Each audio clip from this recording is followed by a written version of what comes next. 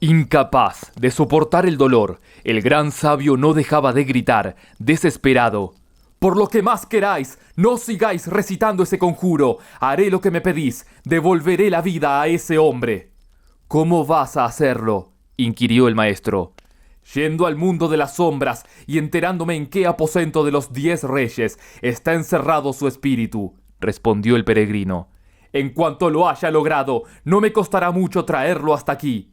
«No le creáis, maestro», insistió Bachié. «Él mismo me confesó que no había necesidad de realizar ese viaje, que sus poderes eran tales que hasta en el mismísimo mundo de la luz era capaz de encontrar una solución».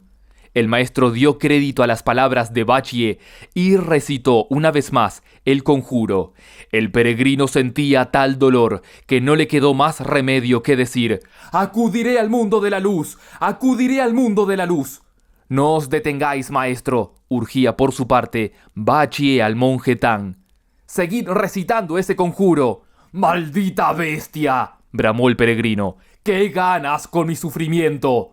«¿Crees que eres el único que puedes burlarte de los demás?», replicó Bachié, riendo a carcajada limpia. «Pues ya ves que no, también yo puedo hacerlo». «Por favor, maestro», suplicó el peregrino al límite de sus fuerzas. «Haré lo que me digáis, acudiré al mundo de la luz y hallaré algún remedio para el rey».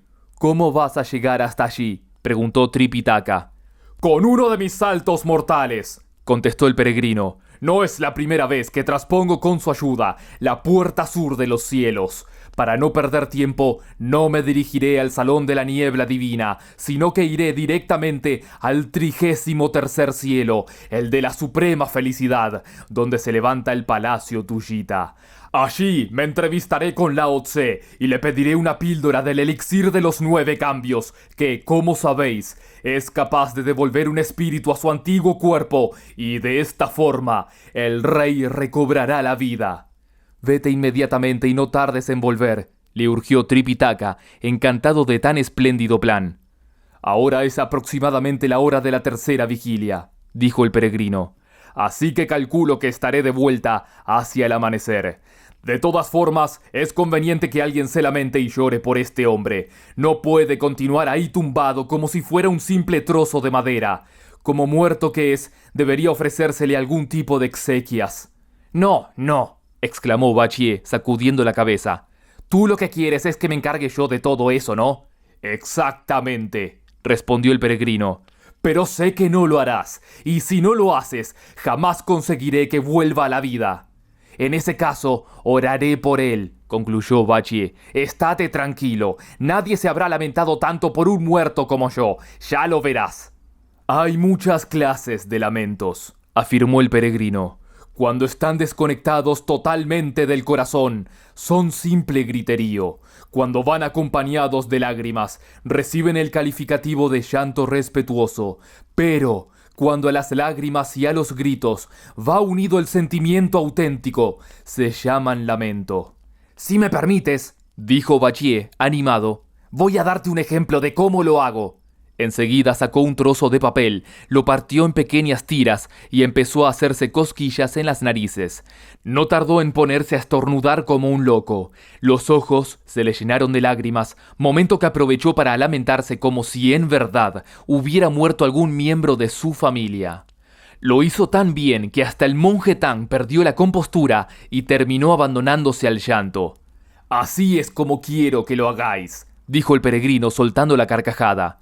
«Pero recordad que no debéis parar en ningún momento. Si piensas, Bachié, que en cuanto me haya ido puedes tumbarte tranquilamente a descansar, estás muy equivocado. Ya sabes que tengo un oído excelente y que puedo castigarte cuando quiera. Por cierto, mi barra de hierro está ansiosa por golpear a alguien».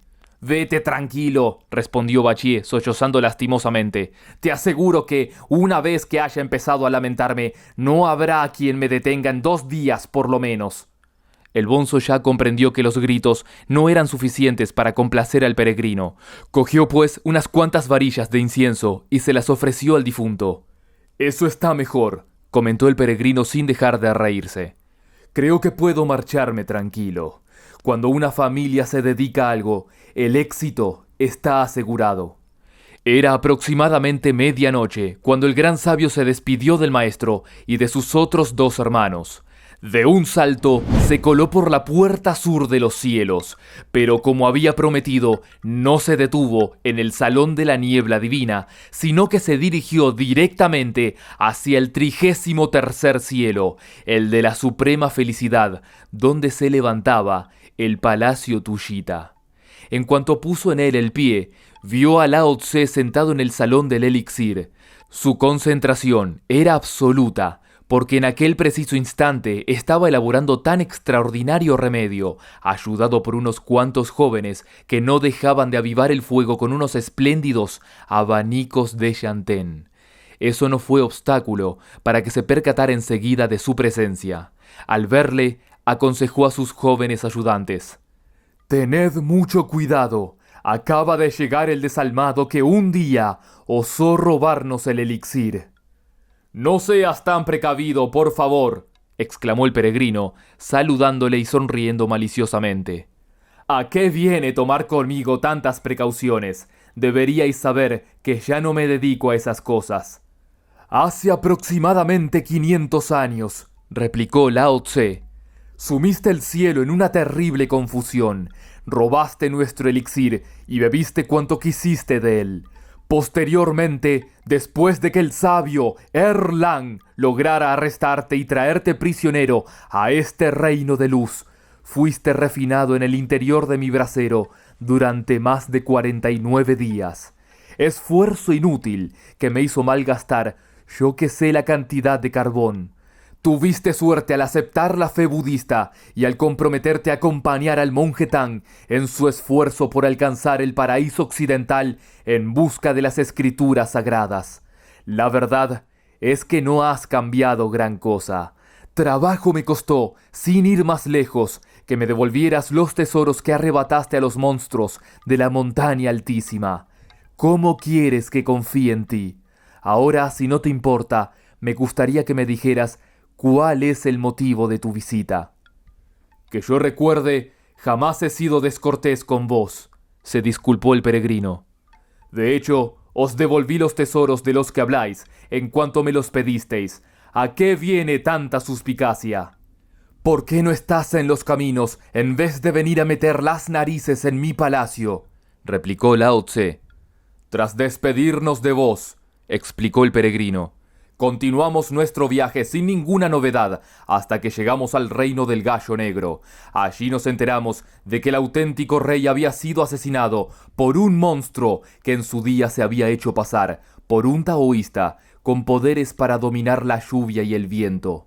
La bestia adoptó la personalidad del rey y lleva años ocupando el trono del Salón de los Carrillones de Oro.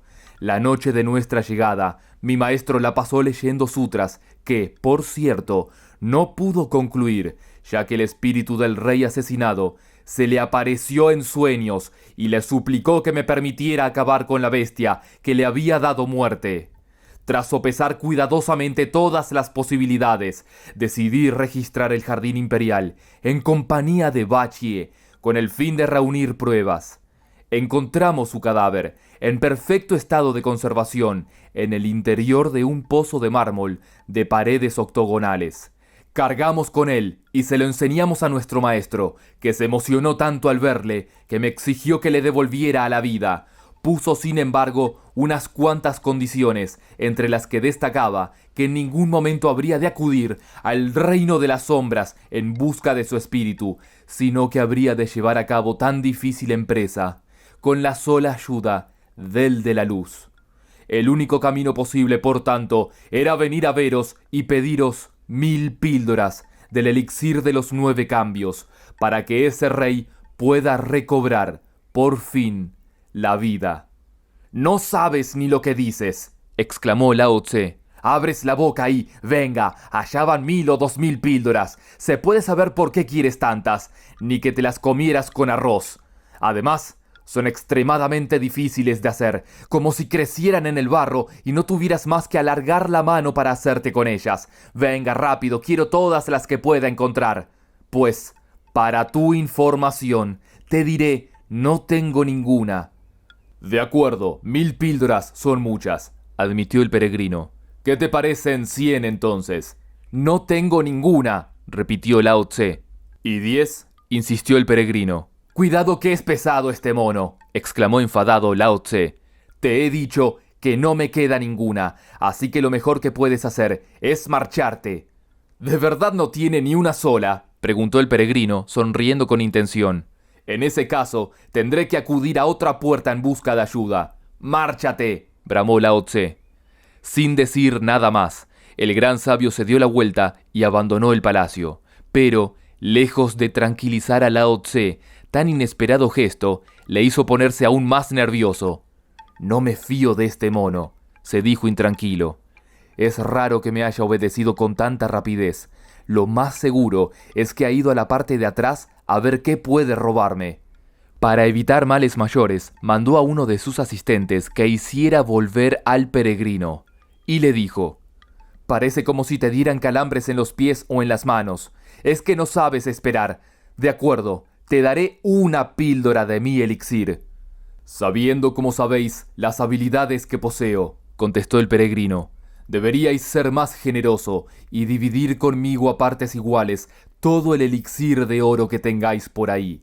De lo contrario, os dejaré tan mondo y lirondo como la cabeza de un bonzo». El patriarca cogió su calabaza, la puso boca abajo y sacó de ella una única píldora de oro. Se la entregó a continuación al peregrino e insistió: «Es la única que tengo, cógela. Cuando el rey recupere su espíritu, el mérito será absolutamente tuyo, no mío». «No tan deprisa, por favor», sugirió el peregrino. «Voy a probarla yo primero, porque, como comprenderéis, no me gustaría nada cargar con una píldora falsa». No había acabado de decirlo cuando se la metió en la boca. El patriarca se quedó tan desconcertado que en un principio no supo qué hacer. Se abalanzó después sobre el peregrino y, agarrándole de la cabeza, le amenazó con el puño en alto.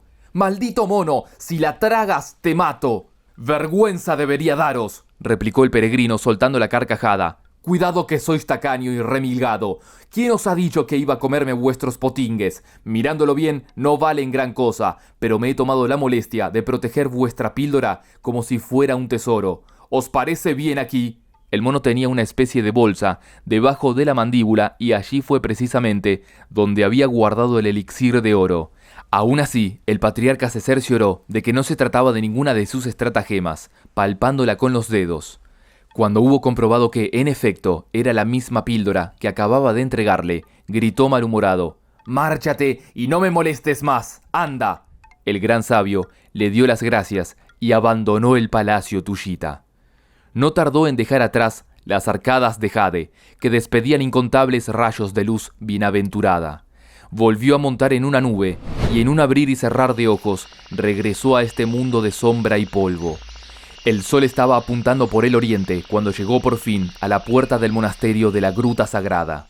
Los lamentos de Bachie se oían desde muy lejos, pero estaba pendiente de todo y, al ver acercarse al peregrino, dijo al maestro: «Acaba de llegar Wukong». «¿Has traído el elixir que prometiste?», le preguntó esperanzado Tripitaka. «Así es», contestó el peregrino. «¿Cómo iba a atreverme a regresar sin él?». «Era de esperarse», comentó Bachie. «Aquí todos estábamos convencidos de que lo obtendrías, aunque tuvieras que robarlo». «Es mejor que no te metas en esto», le aconsejó el peregrino. «Ya no te necesito para nada, así que sécate los ojos y vete a llorar a otra parte si quieres». Se volvió a continuación hacia el Bonzo Ya y añadió: «Tráeme un poco de agua». El Bonzo Ya corrió hacia el pozo que había en la parte de atrás. Con ayuda de un cubo, sacó poco más de medio cuenco de agua y se lo entregó al peregrino, que disolvió en él el elixir y se lo acercó a los labios del rey. Con no poco esfuerzo, logró separarle las mandíbulas, vertiendo poco a poco en su boca tan maravilloso líquido. Al cabo de media hora, su estómago comenzó a emitir una serie de ruidos extraños, pero su cuerpo permaneció tan inmóvil como hasta entonces. «¡Qué extraño!», exclamó el peregrino. «Ese elixir debería haberle vuelto ya a la vida. ¿Se habrá propuesto el rey buscarme la ruina?». «Tonterías», trató de tranquilizarle Tripitaka. «No existe razón alguna que le impida regresar a este mundo. De hecho, está volviendo a él a pasos agigantados. ¿Cómo iba a poder sino tragar esa agua después de llevar muerto tanto tiempo? ¿No oyes además esos borborigmos? Eso quiere decir que entre el pulso y la circulación se ha establecido una vez más una relación armónica. Su respiración se mantiene, no obstante, bloqueada todavía y no puede funcionar como antes. ¿Qué otra cosa podía esperarse de un hombre que ha permanecido en el interior de un pozo durante más de 3 años? En un tiempo tan largo, hasta el hierro más resistente termina cubierto de hollín. Debemos hacerle la respiración boca a boca, pues es claro que su aliento primigenio está totalmente agotado. Bachie se aprestó enseguida a hacerlo, pero se le impidió Tripitaka diciendo: «Déjaselo hacer a Wukong. Es nuestro hermano mayor, y a él le compete cargar con toda la responsabilidad». La verdad era, sin embargo, que desde su juventud, Chu Bachie había sido devorador de hombres y su aliento era impuro. El peregrino, por su parte, se había dedicado a la práctica de la virtud desde su nacimiento y no había probado otra cosa que no fuera frutas y verduras. De ahí que su aliento no poseyera impureza alguna. El gran sabio se inclinó, pues, sobre el rey, colocó sobre sus labios su protuberante jeta de dios del trueno y sopló con todas sus fuerzas.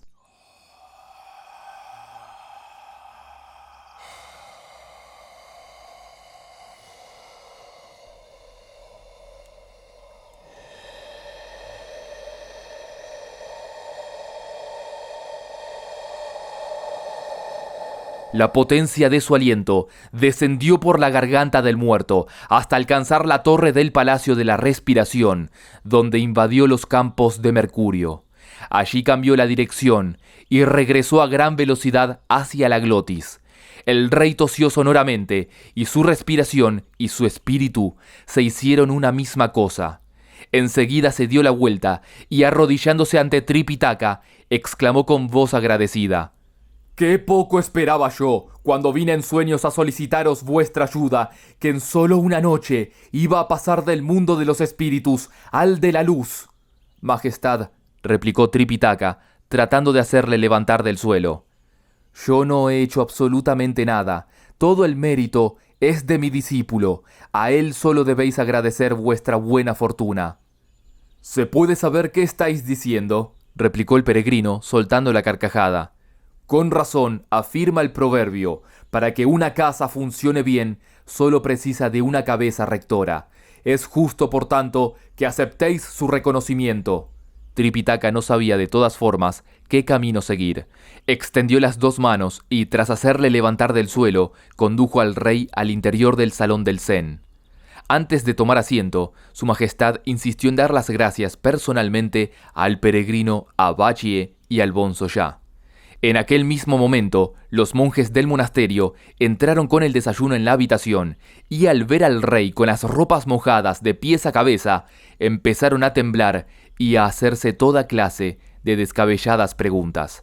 Pero el peregrino trató de tranquilizarlos, diciendo: «No os asustéis, este que veis aquí no es otro que el señor del reino del Gallo Negro, vuestro auténtico dueño.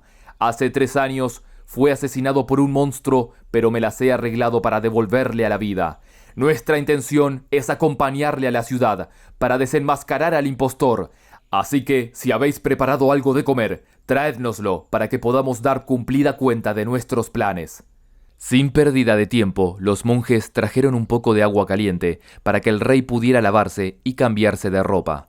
La túnica rojiza del rey fue descartada al instante, siéndole sustituida por unos ropajes que le regaló el mismo guardián del monasterio. Fue igualmente despojado de sus botas y de su cinturón de jade, vistiendo a cambio una faja y unas sandalias totalmente monacales. Antes de ensillar el caballo, se sentaron a la mesa y el peregrino preguntó a Bachie: «¿Cuánto pesa el equipaje?». «Llevo cargándolo a las espaldas, yo que sé la de tiempo», contestó Bachie, «pero desconozco su peso exacto». «No importa», respondió el peregrino. «Divídelo en 2 partes y dale una al rey. Es preciso que lleguemos cuanto antes a la ciudad». «Esto sí que es buena suerte», exclamó Bachie complacido. «Cargué con él hasta aquí, creí que todo iba a ser en vano, pero ahora veo que fue una buena idea cargar con su cuerpo. ¿Quién iba a decirme que iba a ser mi salvación a las pocas horas?». El idiota hizo de buen grado lo que le había ordenado el peregrino, pero él cargó con la más ligera y dio la más pesada al rey. Espero que no os parezca mal la familiaridad con que os tratamos, dijo el peregrino, volviéndose al rey. No es corriente vestir de monje a un hijo del cielo y hacerle cargar después con una pértiga como si fuera un vulgar porteador. Para mí, sois como mis padres, contestó el rey, postrándose de hinojos. No en balde acabáis de traerme de nuevo a la vida. Para mí ha sido como si hubiera vuelto a nacer. ¿Qué puede importarme cargar la mitad del equipaje? Es más, estoy dispuesto a renunciar a todo y a seguir al maestro hasta el paraíso occidental. No hay necesidad de que lo hagáis, explicó el peregrino. Sin embargo, es preciso que ahora colaboréis con nosotros de esta forma. En cuanto hayamos entrado en la ciudad y capturado al monstruo, podréis ser de nuevo rey, y nosotros continuaremos con nuestro empeño de hacernos con las escrituras. ¿Quieres decir que solo va a cargar con esto unos 50 kilómetros? Preguntó Bachie desilusionado. Yo pensaba que iba a acompañarnos hasta el final de nuestro viaje. Deja de decir tonterías y abre la marcha, le aconsejó el peregrino. Mientras lo hacía, el bonzo ya ayudó a montar al maestro. Precavido como siempre, el peregrino ocupó la retaguardia. Los 500 monjes que habitaban en aquel monasterio los acompañaron hasta la puerta en un orden riguroso y haciendo sonar sin cesar sus instrumentos musicales. No es necesario que vengáis con nosotros, les dijo el peregrino sonriendo. Si os ven los funcionarios reales, sospecharán algo y nuestra empresa se verá abocada al más completo de los fracasos. Si queréis colaborar, lo mejor que podéis hacer es arreglar las ropas del rey y esperar pacientemente nuestra vuelta. En cuanto al cinturón de jade, esta noche o a más tardar, mañana por la mañana, enviadlo al palacio y seréis ampliamente recompensados por vuestra prudencia. Los monjes regresaron a sus aposentos, mientras el peregrino se llegaba con grandes zancadas a donde estaba el maestro. La búsqueda de la verdad en el misterioso occidente es siempre digna de loa. Cuando el metal y la madera se encuentran en armonía, el espíritu inicia su camino de purificación. En vano recuerda la madre, una y otra vez, un sueño sin sentido, mientras el hijo se queja impotente de su falta de fuerza. Es preciso buscar al gran rey en el fondo del pozo y solicitar después la ayuda de Lao Tse en el palacio celeste. Cuanto se contempla en este mundo es puro vacío, del que solo se salva el mismo Buda. Apenas llevaban medio día caminando, cuando el maestro y los discípulos vieron a lo lejos una ciudad. ¿No es ese el reino del gallo negro?, preguntó Tripitaka a Wukong. Sí, respondió el peregrino. Ese es exactamente. Es preciso que entremos cuanto antes en la ciudad para concluir el asunto que hasta aquí nos ha traído. La capital estaba en plena efervescencia y su población parecía extremadamente cortés.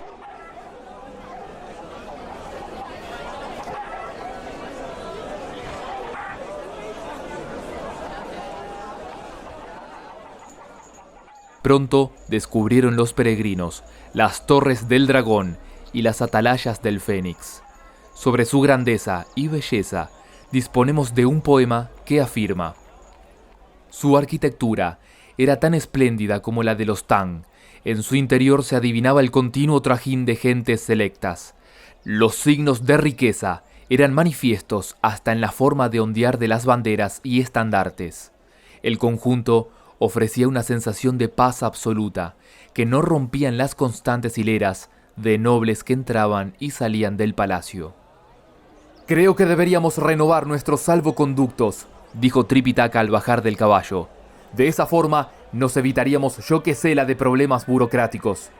Me parece acertado, opinó el peregrino. Si no tenéis inconveniente, entraremos con vos. He podido constatar que os expresáis mejor cuando os sentís respaldado por nuestra presencia. Como queráis, respondió Tripitaka. De todas formas, no estaría de más que os mostrarais corteses. Antes de hablar, debéis presentar vuestros respetos al señor de estas tierras. ¿Queréis decir que habremos de postrarnos en tierra?, preguntó el peregrino. Así es, contestó Tripitaka. La etiqueta dicta que nos inclinemos 5 veces seguidas y golpeemos otras 3 el suelo con nuestras frentes. No sabéis lo que decís, exclamó el peregrino. ¿Cómo vais a mostraros tan respetuoso con un monstruo como ese? Permitidme entrar a mí primero para echar un vistazo y decidir lo que hay que hacer. Si nos dirige la palabra, dejadme contestar a mí. Si me inclino, hacedlo vos también y, si me siento, ocupad la silla que encontréis más a mano. Sin encomendarse a nadie, el rey de los monos se dirigió a la puerta del palacio y dijo al oficial que la guardaba: Hemos sido enviados al occidente por el gran emperador de los Tang, con el fin de presentar nuestros respetos a Buda y obtener las escrituras sagradas. Deseamos, por tanto, que nos hagáis entrega de un salvoconducto para que podamos cruzar vuestras tierras sin ningún contratiempo. Eso es lo que queremos que informéis a vuestro rey. Hacedlo pronto, de lo contrario, sufriremos un retraso innecesario y el éxito de nuestra empresa correrá un grave peligro. El oficial encargado de la guardia de la Puerta Amarilla corrió hacia el salón principal y, arrojándose rostro en tierra ante los escalones rojos, dijo: Acaban de llegar 5 monjes que afirman dirigirse hacia el paraíso occidental, por orden del emperador de los Tang, en busca de escrituras sagradas de Buda. Humildemente, solicitan de vos un salvoconducto para poder proseguir su viaje. Si no han entrado a pedíroslo personalmente, ha sido porque esperan vuestro consentimiento. El rey monstruo ordenó que fueran conducidos a su presencia. El primero en entrar fue el monje Tang, seguido por el rey que acababa de volver a la vida. Sus ojos estaban totalmente anegados en lágrimas y no paraba de decirse: ¡Qué pena! Jamás pensé que me fuera arrebatado un imperio tan guardado y defendido como este. Tratad de controlar vuestra tristeza, majestad, le urgió el peregrino en voz baja. Si no lo hacéis, nuestra personalidad quedará al descubierto y no podremos seguir adelante con nuestro plan. Tranquilizaos y tened presente que la barra que guardo en mi oreja es prácticamente invencible. Con ella derrotaré a ese monstruo y podréis recuperar vuestro perdido reino. El rey hizo enseguida suyo ese consejo, se limpió las lágrimas con la orla de su túnica y siguió al maestro con paso decidido en dirección hacia el salón de los carrillones de oro. Todos los funcionarios, tanto civiles como militares, estaban allí reunidos. Eran 400 en total y sus actitudes no podían ser más nobles y dignas. El peregrino pasó entre ellos como si no existieran y continuó andando hasta toparse con los escalones de jade blanco. Allí se detuvo, pero no hizo ninguna inclinación.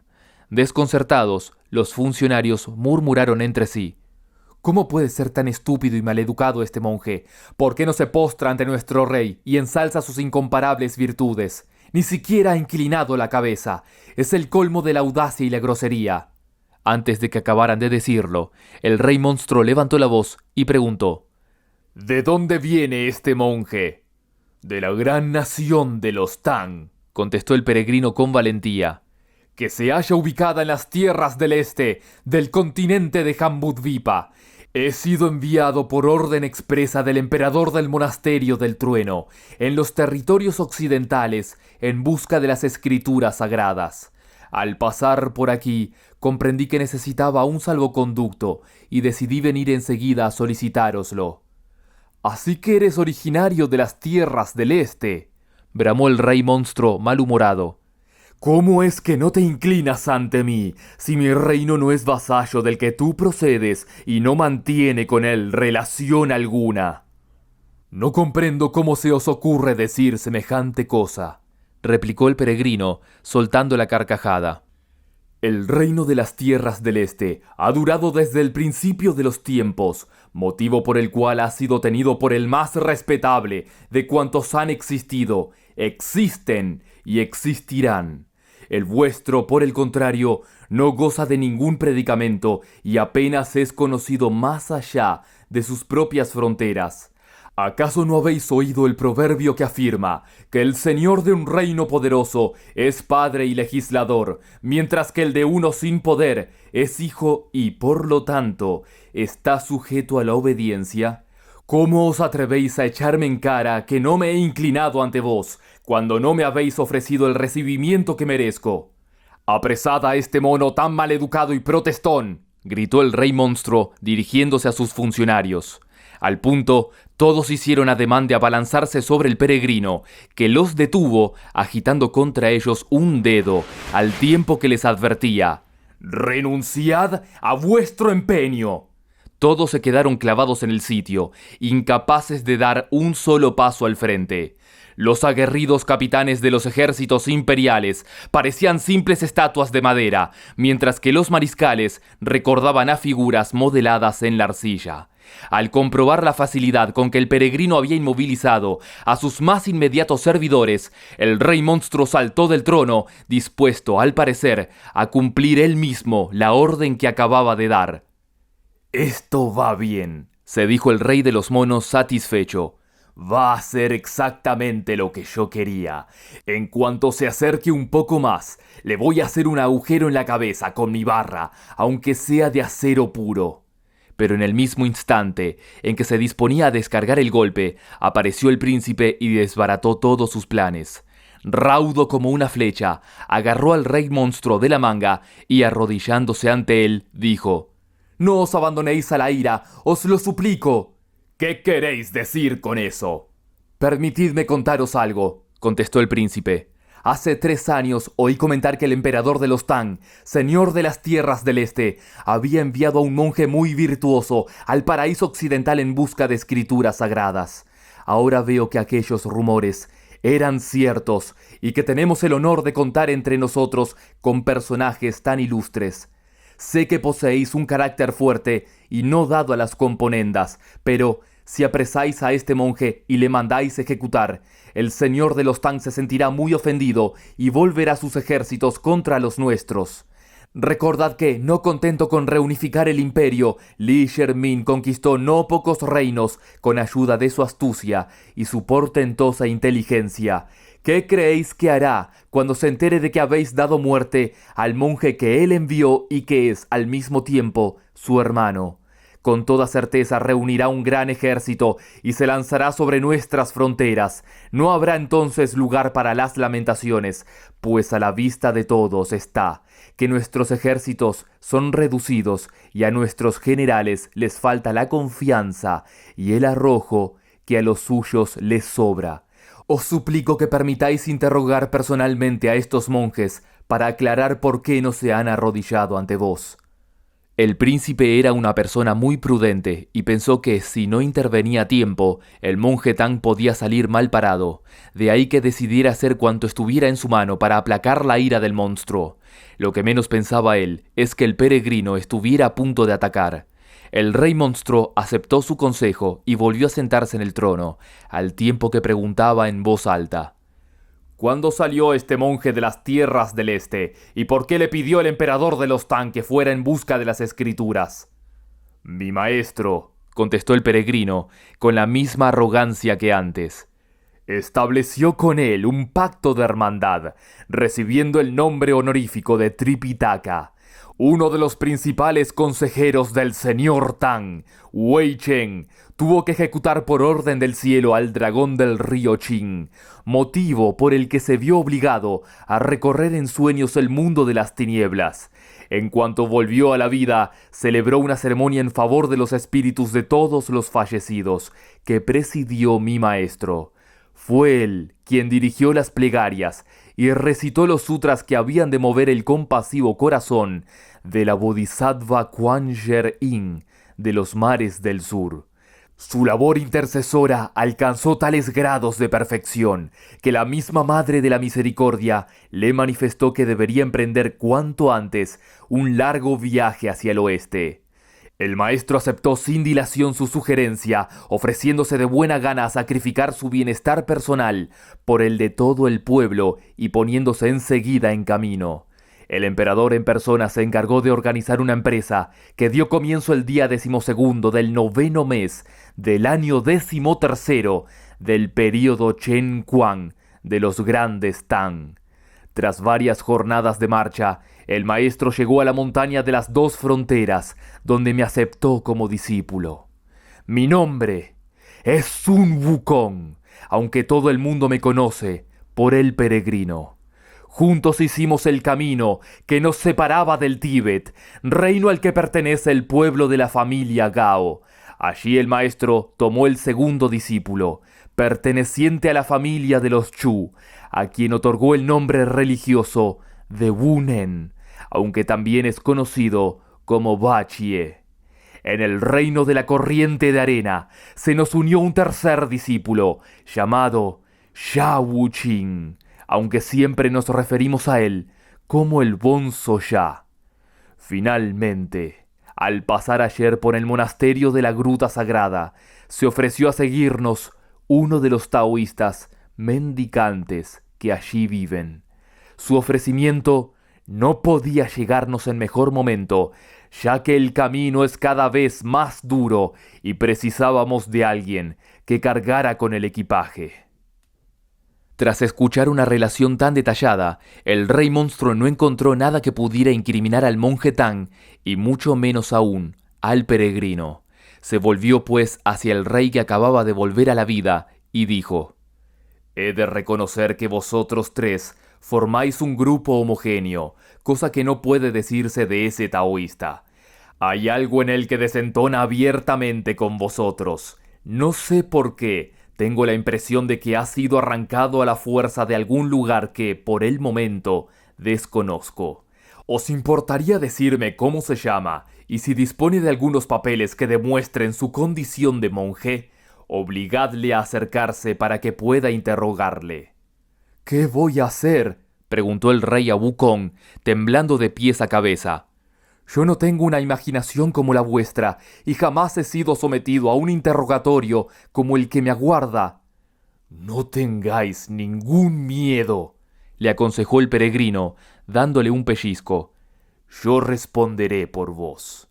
Antes de que nadie pudiera detenerle, dio un paso al frente y dijo en voz alta al monstruo: «Debéis disculpadle, majestad.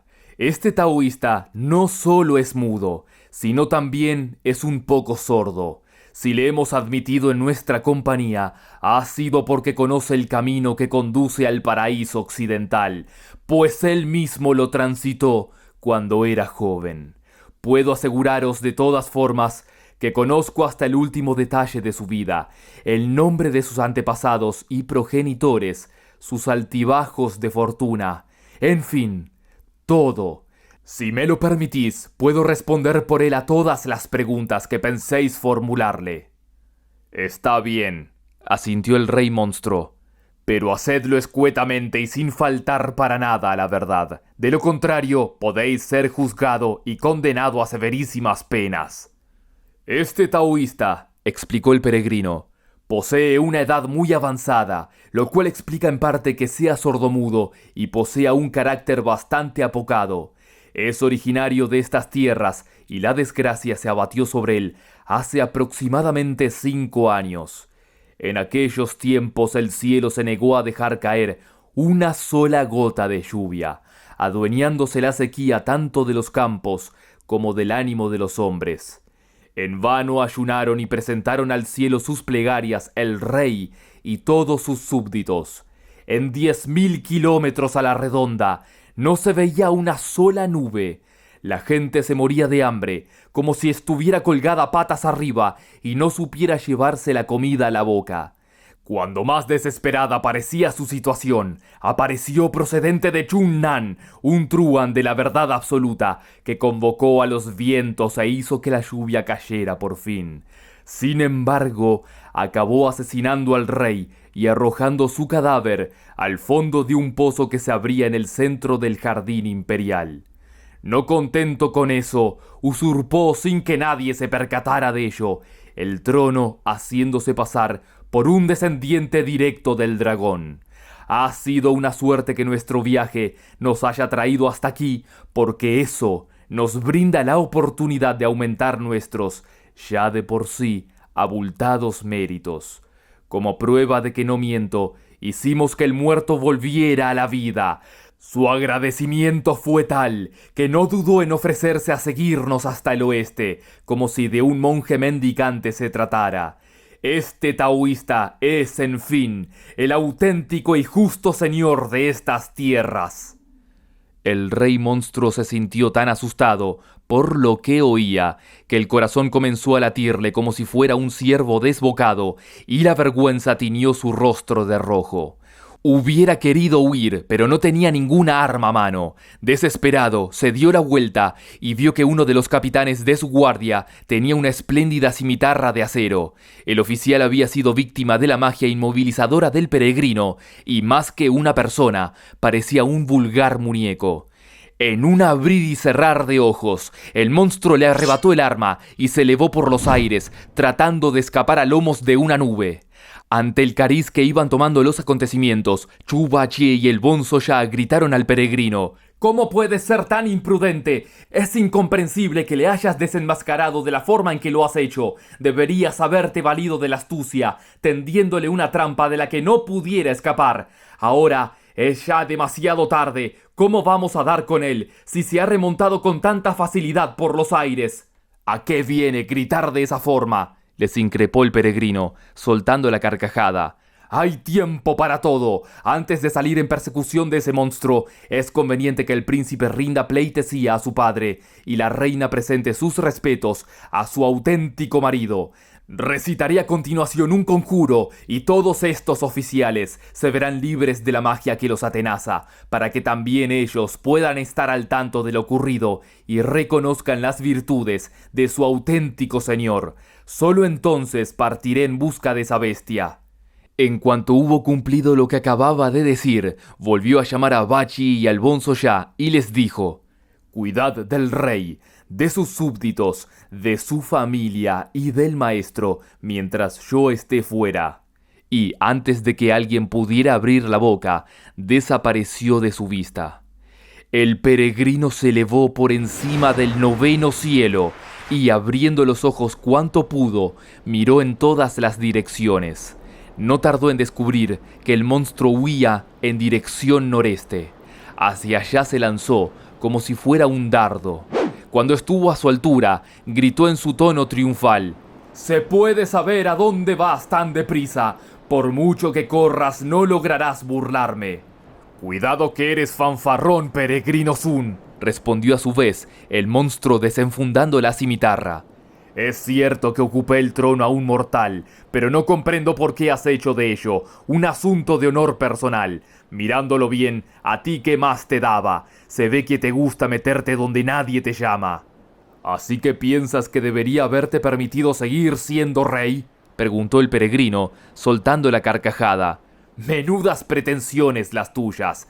Eres tan engreído que no comprendiste a tiempo que había llegado la hora de la huida.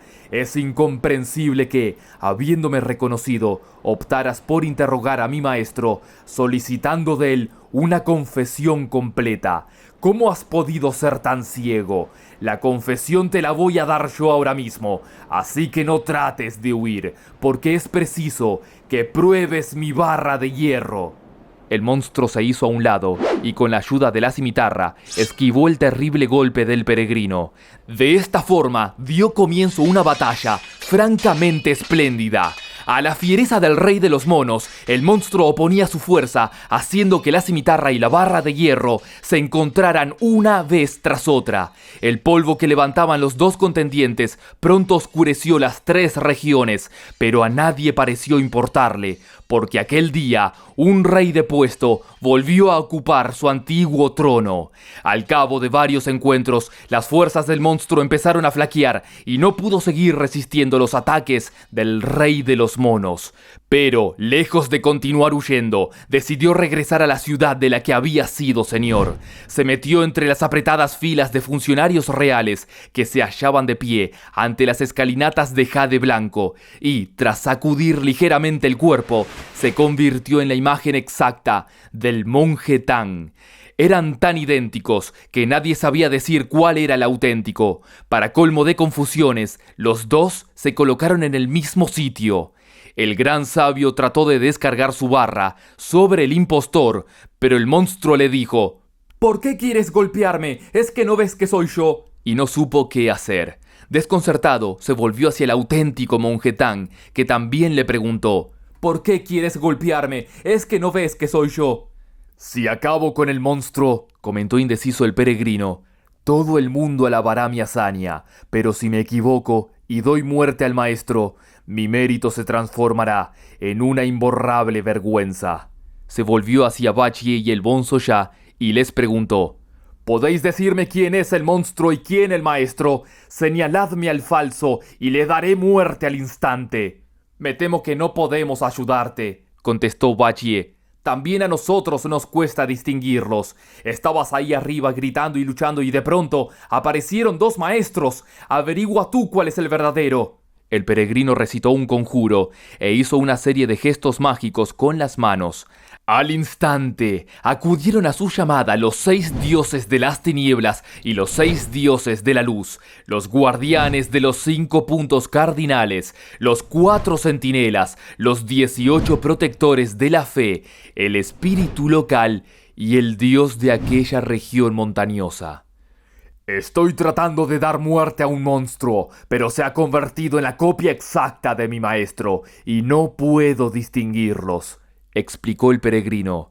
Sé que para vosotros esto no entraña la menor dificultad, por lo que os agradecería que hicierais avanzar a mi maestro unos cuantos pasos para que cuanto antes pueda dar su merecido al impostor. El monstruo era un consumado maestro en el arte de la magia y no tuvo la menor dificultad en escuchar lo que decía. Así, no había acabado de hablar con los dioses cuando él se adelantó en dirección al salón de los carrillones de oro. El peregrino levantó la barra de hierro por encima de su cabeza y la dejó caer con inusitada fuerza sobre la del desprevenido monje Tang. Si no llega a ser por los dioses que él mismo había mandado llamar, el golpe hubiera reducido a picadillo no a 1, sino a 20 monjes Tang. Fue una suerte, por tanto, que entre todos ellos lograran contrarrestar el poder destructor de la barra. Ese monstruo conoce más magia de la que suponíais, gran sabio, le dijeron a manera de explicación.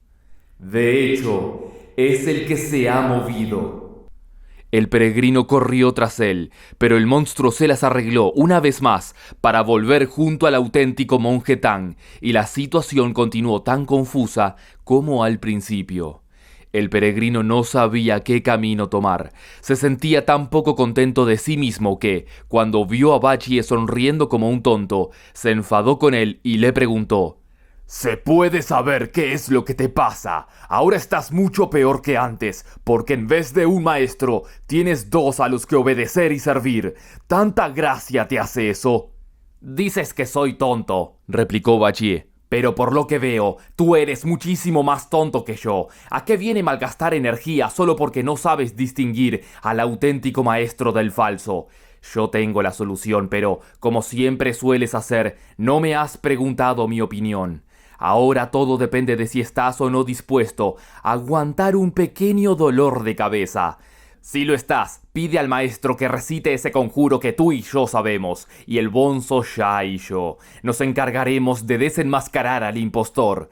El que no recite el conjuro será el monstruo. Bueno, ¿qué te parece la idea? Excelente, confesó el peregrino. He de reconocer que no te falta astucia.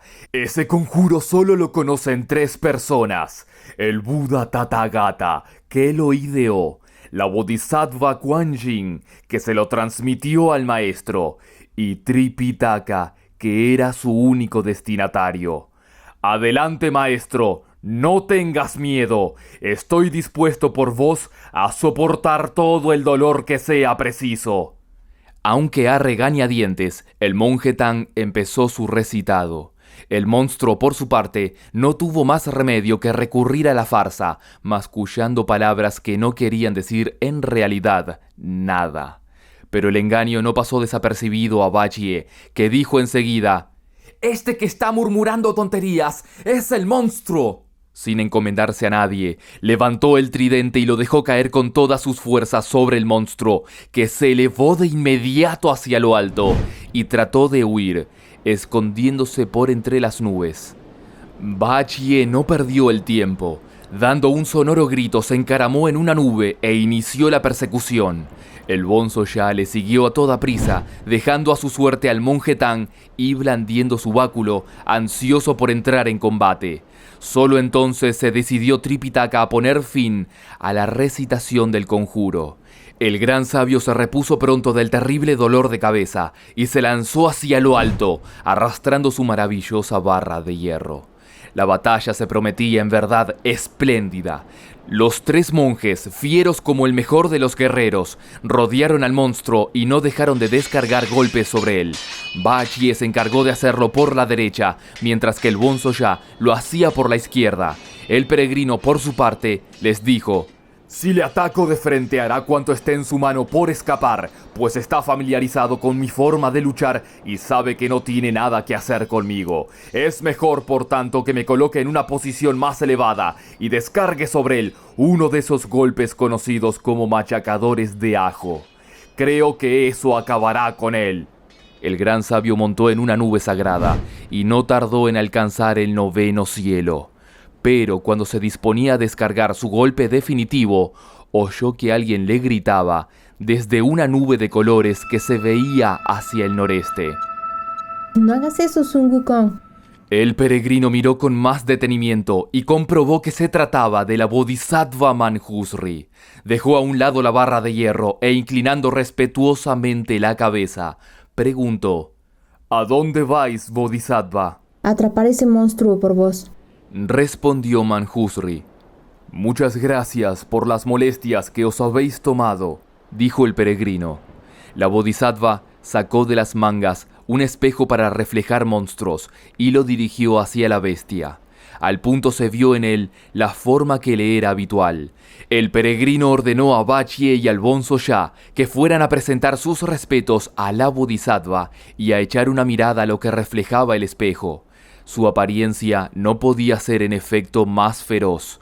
Poseía unos ojos tan grandes como una copa de cristal, una cabeza que recordaba una tinaja, un cuerpo tan verde como las praderas en el verano, unas garras que traían a la mente las escarchas otoñales, unas orejas que le caían sobre los hombros, como cascadas de voluminosas que eran, un rabo tan largo como una escoba, un cabello verdoso que exudaba ganas de guerrear, unos ojos tan rojizos que parecían emitir rayos de oro, unas hileras de dientes tan planos y bien formados que daban la sensación de ser lascas de jade, y por último, un vello tan tosco y fuerte que hacía recordar las lanzas. Tal era la terrorífica imagen que se reflejaba en el espejo, y que no era otra que la del león de la mismísima Bodhisattva Manjushri. «¿Con qué ese es vuestro león de pelo verdoso?», exclamó desconcertado el peregrino. «¿Podéis decirme cuándo se os escapó y vino a refugiarse a este lugar? Me figuro que le atraparéis ahora mismo». No se escapó, aclaró la Bodhisattva. Si se encuentra aquí es por expreso deseo de Buda. ¿Queréis decir que se hizo monstruo y arrebató un reino a su legítimo señor por orden del mismo Buda?, volvió a exclamar el peregrino. «Debería habérseme informado de esa situación. Así nos habríamos librado todos de las pruebas que hemos tenido que pasar aquí, sin ninguna razón aparente». Se ve que desconoces la mitad de la historia, comentó la Bodhisattva. El señor del reino del gallo negro era una persona virtuosa, dedicada de lleno al cultivo de las buenas obras y al cuidado de los monjes. Su corazón era tan sincero que Buda me encargó que le llevara al oeste para que le fuera concedido el cuerpo de oro de un arhat. Por supuesto, no me aparecía él tal como soy, sino bajo la forma de un monje vulgar y corriente que se hallaba en la necesidad de llevarse algo a la boca. Intercambié con él unas palabras un tanto arrogantes, y eso le confundió. Incapaz de reconocer en mí a una persona entregada a la práctica del bien, me cargó de cadenas y me arrojó a uno de sus fosos. Allí estuve 3 días y 3 noches, hasta que finalmente los 6 dioses de las tinieblas acudieron en mi ayuda y me volvieron a llevar al oeste. Informado de su inesperada conducta, Tathagata hizo venir aquí a esa bestia con la orden de arrojarle al interior de un pozo, donde había de pasar 3 años, tantos como días me tuvo a mí encerrada en la lobreguez de sus fosos. Así se ve que nada de cuanto sucede escapa a la predestinación, ni siquiera un sorbo o un leve mordisco. Por eso, precisamente, hemos tenido que esperar tu llegada, brindándote, al mismo tiempo, la oportunidad de aumentar tus, ya de por sí, abundantes méritos. Todo eso está muy bien, comentó el peregrino, pero no parece muy justo que por un sorbo o un leve mordisco, como vos misma habéis dicho, haya salido perjudicada tanta gente como la que se ha visto obligada a satisfacer los deseos de esta bestia. Os aseguro que no ha hecho daño a nadie. Afirmó la Bodhisattva. En estos 3 años que ha ocupado el trono, los vientos han sido favorables. Las lluvias han caído en el momento más oportuno y la prosperidad se ha extendido por todo el reino. ¿Podéis facilitarme el nombre de alguien al que haya dañado? De momento no, respondió el peregrino. Admitamos que lo que decís es verdad, pero no podemos tampoco olvidar que ese monstruo se ha acostado con todas las damas que moran en los 3 palacios, y no una vez, sino muchas. No me digáis que eso es hacer el bien, porque con su lascivia esa bestia se ha burlado abiertamente del respeto que merecen las más íntimas de las relaciones humanas. ¿No os parece que exageráis un poco? Replicó la Bodhisattva, sonriendo con cierta malicia. Por si acaso no lo sabíais, os diré que ese león está castrado. Al oír tan inesperada confesión, Bachie se llegó hasta la bestia y, dándole unas palmaditas en el lomo, dijo en tono burlón: Cualquiera lo hubiera dicho, este monstruo es como esos hombres que tienen la nariz roja, sin haber probado una sola gota de alcohol. Lo que hace la fama. Está bien, concluyó el peregrino. Podéis llevároslo, pero tened clara una cosa, si le perdono la vida es porque vos me lo habéis pedido. Agradecida, la Bodhisattva recitó un conjuro. Después, levantando la voz, preguntó a la bestia: ¿A qué esperas para volver al camino recto? El monstruo recobró entonces la forma que le era habitual, y la Bodhisattva colocó sobre su lomo el trono de flor de loto.